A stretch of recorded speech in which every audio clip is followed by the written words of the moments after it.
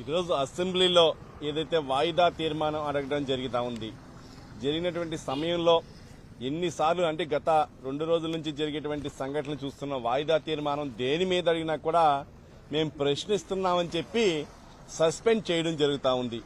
ముఖ్యంగా ఈరోజు రైతుల కోసం అంటే వ్యవసాయ రైతులు కానీ అక్వా రైతుల గురించి కానీ అన్ని రంగాల రైతాంగానికి సంబంధించి ఇబ్బందుల గురించి ఈరోజు వాయిదా తీర్మానం తీసుకోవడం జరిగింది.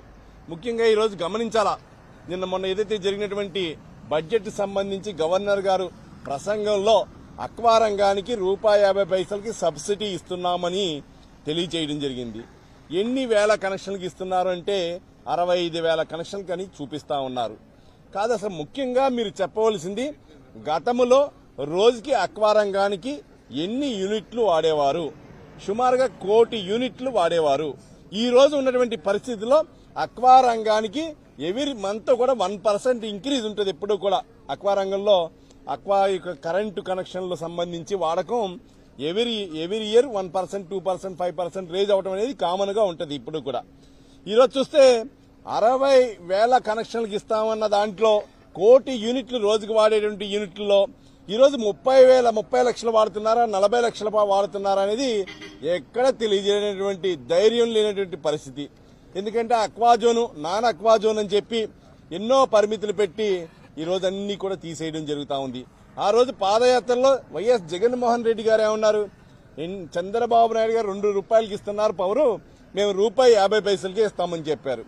₹50 కూడా కొద్దిపాటి రైతులకు మాత్రమే, 5 ఎకరాలని కొన్ని చోట్ల కండిషన్లు 10 ఎకరాలని చెప్పి వారి ఇష్టం వచ్చినట్టు కొన్ని నెలలు అట్లా కొన్ని నెలలు ఇట్లా చేస్తుండో రైతాంగం అంతా కూడా నష్టపోవడం జరుగుతూ ఉంది.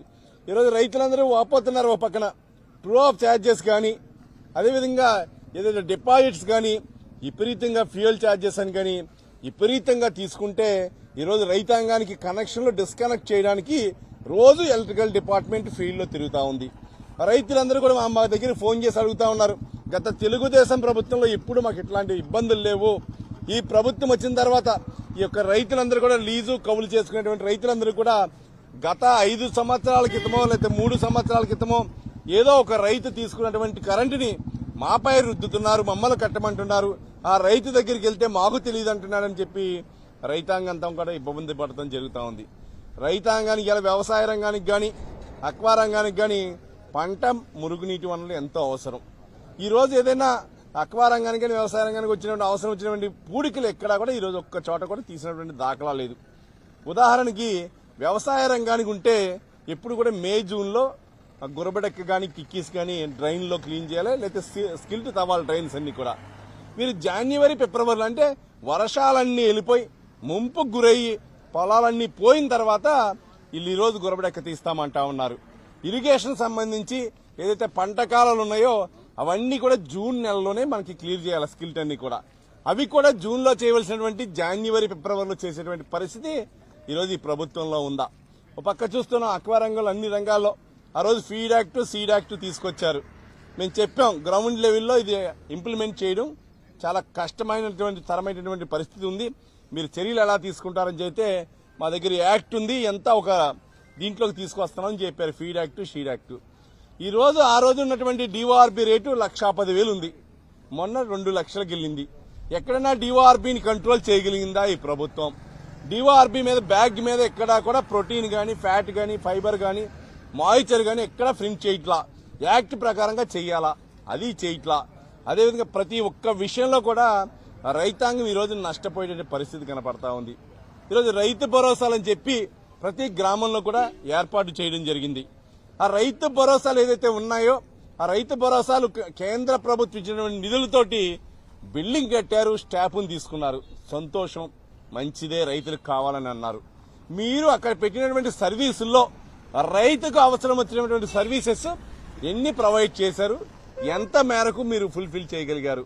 ఈ రోజు రైతుకు కావాల్సినటువంటి 100% ఉదాహరణ తీసుకుంటే ఏ ఒక్క ప్రోడక్ట్ కూడా 5% ఎరువులు గాని, పురుగు మందులు గాని, మేతలు గాని ఏ ఒక్కటి కూడా మీరు చేయలేనటువంటి పరిస్థితి.